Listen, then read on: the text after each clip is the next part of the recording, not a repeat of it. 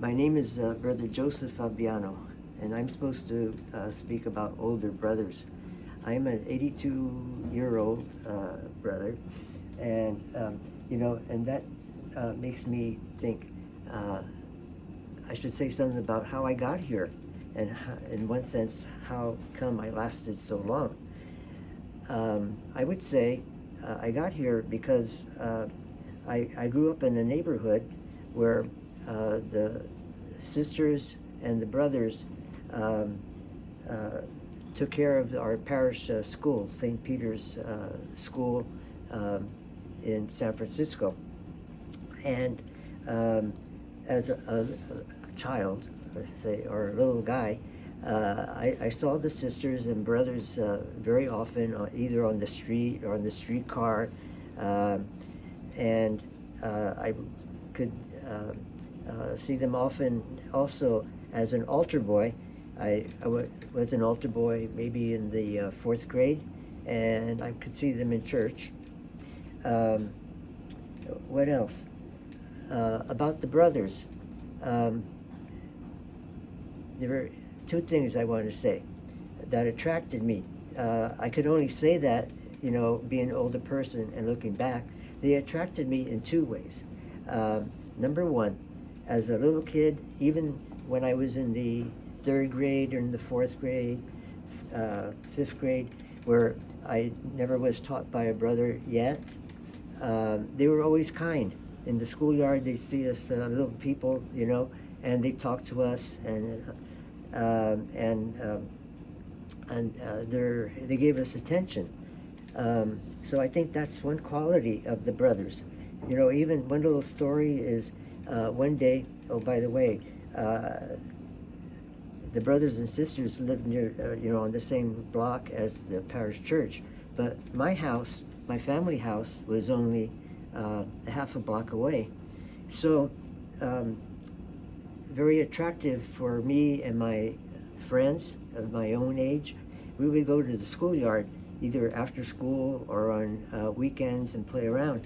So I brought my little dog, a brand new little dog, to the schoolyard, and one brother was walking around and he looks at him, he says, "What's the dog's name?" I said, "We don't know. We just call him Doggy." No, he says, "Why don't you call him Socks?" I said, "Why?" "Well, look at his feet. He was a blackish dog with white paws, okay?" And said, "That's a good name." So they called him Socks, okay? The brother named him Socks, and we carried on. So the brothers were very kind, and we appreciated it. The schoolyard was our space for me and my friends, who were also from like a half a block away. Would go there and fool around. So we would see the brothers, in a relaxing way. But, so seeing the brothers with their kindness and their attention, I also saw them, as an altar boy, reflecting on them when the early mass, they would come into the chapel, into the church, I should say. The brothers sat on one side of the church, and there were roughly 9 brothers. And on the other side of the church, maybe about 20 sisters would come in.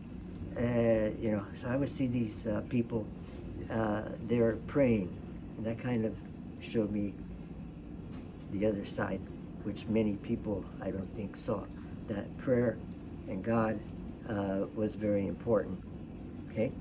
So, by the kindness and attention, and then secondly, by their spirit of prayer that they did every day.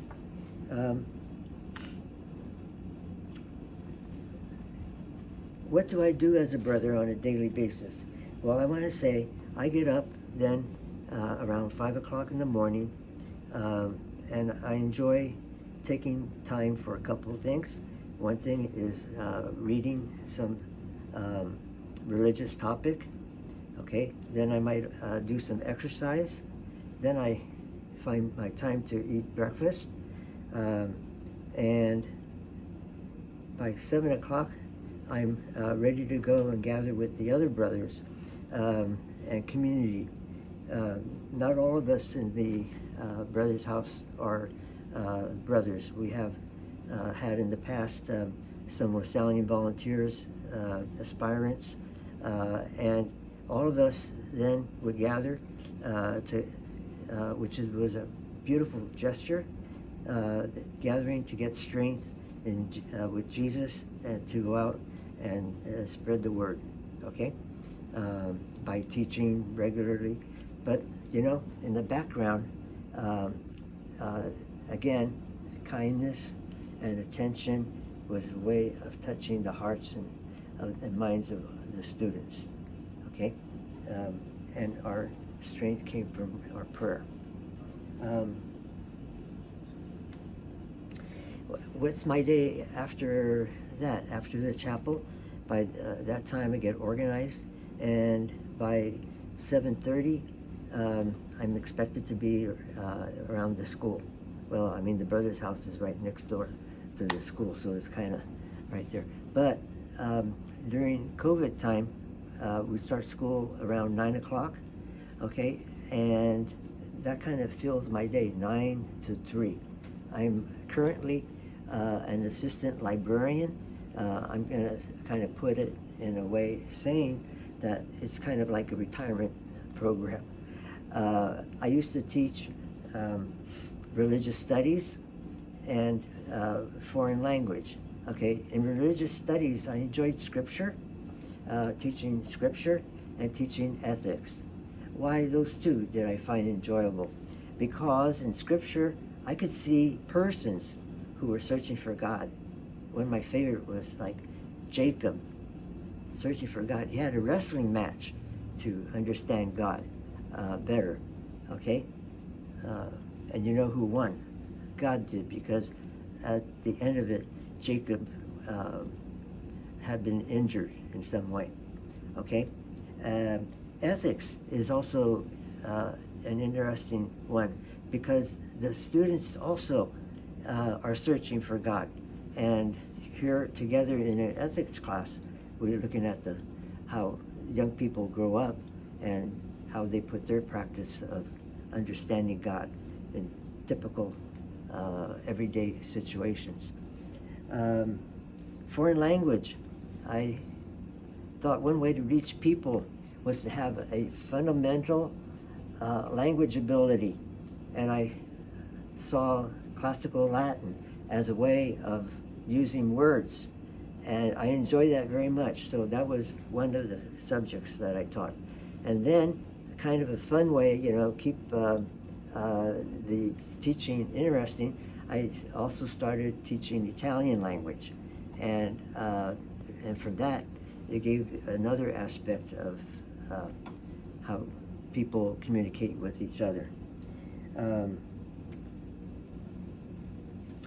So 9 to 3 right now as assistant librarian. Librarians deal with books, but not only that, we try to reach out to the people, to the students, to get their interest in something, exploring themselves through reading and developing. So that's kind of exciting. But as a retired person, there's the little things about getting the books back on the shelf, checking up if they're overdue books, and I go to their classroom occasionally to a person who had maybe 2 weeks of retaining the book, and then eventually we iron out that situation. Okay, so what do I do after 3 o'clock? Well, it's interesting. COVID times that we're living in right now has me helping out the community. After 3 o'clock, I drive the housekeeper home. Okay, that gets me up to about 4:15.